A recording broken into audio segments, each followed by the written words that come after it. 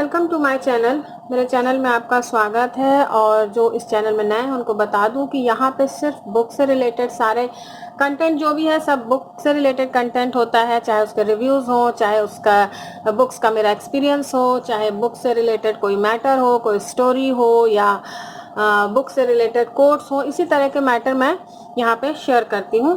तो इस समय जो बुक मैं पढ़ रही हूँ वो है ask and it is given by Esther and Jerry Hicks, जिसमें कि एक नॉन फिजिकल कैरेक्टर भी है, अब्राहम हिक्स।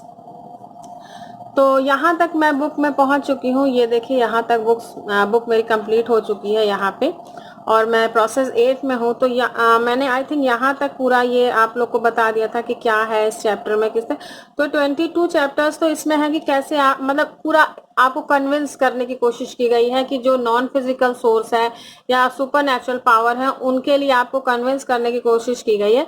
और जहां मैं अपनी बात कहूं तो मैं बहुत इजीली कन्विंस हो गई थी, क्योंकि अगर आप एक हिंदू हैं तो कहीं ना कहीं सुपर नेचुरल पावर को आप मानते हैं, क्योंकि गॉड भी कहीं है नहीं, कोई ऐसा है नहीं कि कोई प्रवर्तक आया था या कुछ ऐसा हुआ था।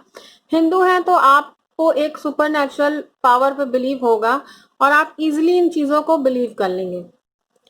तो मुझे बहुत ज्यादा कन्विंसिंग की जरूरत नहीं थी, इसलिए लेकिन फिर भी बहुत ज्यादा कन्विंस किया गया है, क्योंकि हर तरह के लोग इसको पढ़ेंगे। तो कुछ लोग शुरू में कन्विंस नहीं होंगे, तो उनको अलग अलग तरीके से कन्विंस करने की कोशिश की गई है।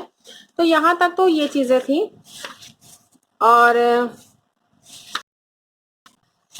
अच्छी बात ये, हाँ, और यहाँ पे ये जो है आपकी स्टेजेस दी गई है कि आप किस है, मतलब आपको अगर ये प्रोसेस अपनाना है तो आप किस मेंटल लेवल पे हैं। ये 22 मेंटल लेवल आपके पहले से दिए हुए हैं, और ये कहा गया है कि आप जो प्रोसेस चूज करेंगे, मतलब आप जितना यहाँ पे नीचे होंगे उतना ही हायर नंबर ऑफ प्रोसेस आपको यूज करना पड़ेगा उस कनेक्शन को बनाने के लिए।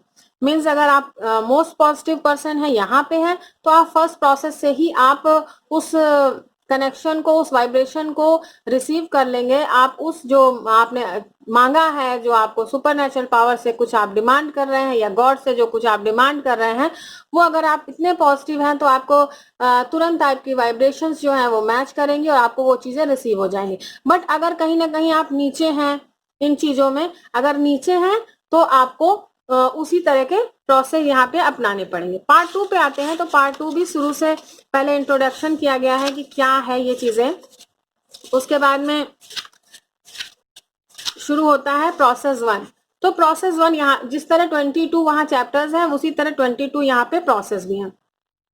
और हर प्रोसेस के लिए इन्होंने यहाँ दिया है कि वो कैसे करना है, कब, मतलब कब करना है, आपकी कंडीशन क्या है, कब करना है, आपका इमोशनल लेवल, मेंटल लेवल क्या है, वो आपको यहाँ पे डायग्नोस करना है। अगर आपको यहाँ अपने आप पता चल जाता है कि आप इस मेंटल लेवल पे हैं तो ठीक, नहीं तो आप चैप्टर जो इसमें दिया गया है 22 कैटेगरीज, वहां जाके अपने को डायग्नोस कर सकते हैं। डायग्नोस वर्ड शायद सही रह गया, एसेस कर सकते हैं ना, डायग्नोस कहिए तो एसेस कर सकते हैं आप अपने आप को कि कहाँ पे आप हैं, आपका मेंटल लेवल इस समय कहाँ पे है, कुछ चीजों को रिसीव करने के लिए आप रेडी हैं कि नहीं हैं। उसके बाद में प्रोसेस 1 है the rampage of appreciation, process 2 the magical creation box.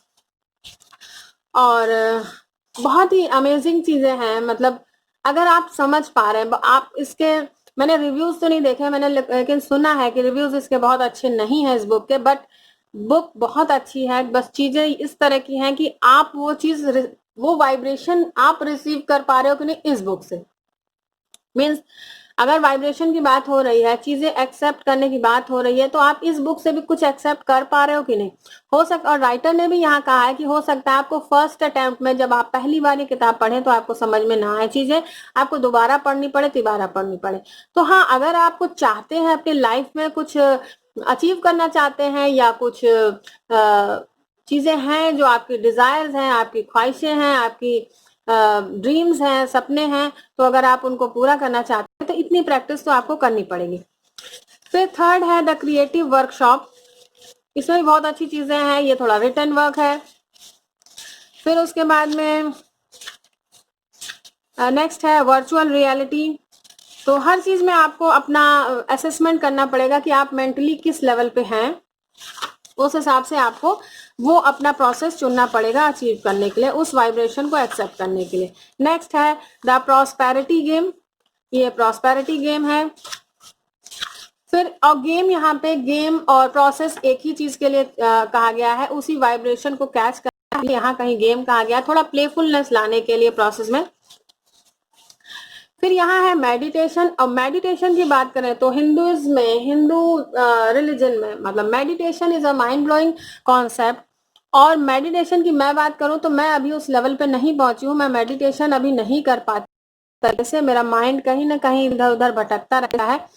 तो मेडिटेशन मैं ट्राई कर रही हूँ, बट उस लेवल पे मैं पहुंची हूँ कि जब मेरा माइंड एकदम एम्प्टी हो जाए, किसी भी थॉट से एम्प्टी हो जाए। और यहाँ वही बात की जा रही है, यहाँ 30 डेज के लिए कहा गया कि 30 डेज आप प्रैक्टिस करेंगे तो ऐसा हो जाएगा। तो मैं ट्राई करूंगी बाकायदा ट्रैकर के साथ, मैं ट्राई करूंगी जैसा इसमें कहा गया है। कुछ इसके कॉन्सेप्ट, कुछ अपने जो हम लोग के रिलीजियस कॉन्सेप्ट हैं मेडिटेशन को लेके, उनको मिक्स करके, ना कि एग्जैक्टली इसी की तरह, बट हाँ कहीं ना कहीं दोनों को मिक्स करके मैं ट्राई जरूर करूंगी ये मेडिटेशन वाला। फिर उसके बाद में बात करें तो नेक्स्ट जो प्रोसेस है वो है इवेल्युएटिंग ड्रीम्स। तो ये ड्रीम से रिलेटेड है, जो आप अवेक यानी खुली आंखों से सपने जो होता है, खुली आंखों से सपने देखना। तो यहाँ पे खुली आंखों से सपने देखने की ही कुछ बात की गई है, लेकिन वो कुछ दूसरे तरह के हैं। वो नेगेटिविटी हटाने के बाद है, ना कि सिर्फ ऐसे ही सपने देखना, पड़े रहना, ऐसा कुछ नहीं है, बट उसमें कहीं ना कहीं एक प्रोसेस है। तो उस तरह की चीजें इसमें कही गई हैं चीजों को अचीव करने के लिए। फिर मैं यहाँ पे अभी मैंने पढ़ा नहीं है, यहाँ मैं अभी हूँ, यहाँ तक मैंने पढ़ लिया है। तो अब तक के 7 प्रोसेस को मैंने आपसे बता दिया है कि ये 7 प्रोसेस इस तरह के हैं। और मैं जो भी रिव्यू दे रही हूँ, मैं जैसे जैसे पढ़ते जा रही हूँ वैसे वैसे ही दे रही हूँ। मैं कोई एक इकट्ठे कोई ऐसा वो नहीं कर रही हूँ कि मैंने आपको दे दिया।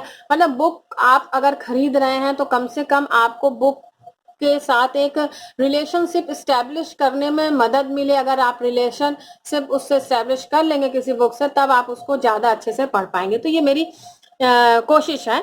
बाकी आपको एक वीडियो में भी मिल जाएंगे इसके रिव्यूज, और शायद मैं एक वीडियो में भी लास्ट में दे दूं, जब मैं पूरी बुक पढ़ लूं तो उसकी एक समरी नहीं दूंगी, बट एक ओवरव्यू आपको जरूर देने की कोशिश करूंगी सिंगल वीडियो में।